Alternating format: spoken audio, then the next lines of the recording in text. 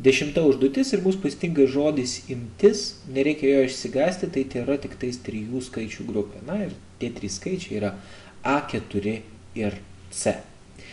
Kadangi mums pasakyta, jog mums reikia suskaičiuoti vidurkį, tiksliau mums ne jį suskaičiuoti, mums reikia pasakyti C vertę, tačiau duota vidurkio reikšmė, mes galime iš šitų skaičių suskaičiuotą vidurkį, A plus 4 plus C, padalinta iš 3, turi būti lygus 5.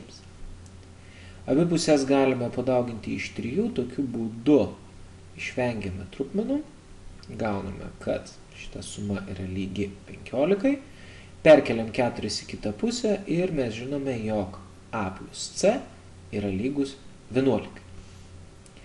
Dabar reikia sugalvoti, kam lygus A ir kam lygus C. Mes žinom, kad A yra mažesnis už C. Aš tai iš tos sąlygos.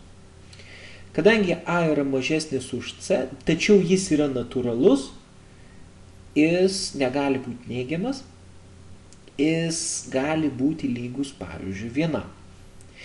Jeigu A yra 1, tuomet klausimas, kam lygus C. Ką reikia pridėti prie vieneto, kad gautume 11, žinoma, 10. Ir 10 yra maksimali C vertė.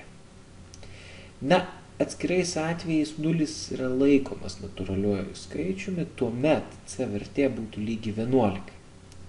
Tačiau bent jau dabartiniuose vadovėliuose 0 nėra priskiriamas prie natūraliųjų, taip kad šitą sprendinį mes atmesim.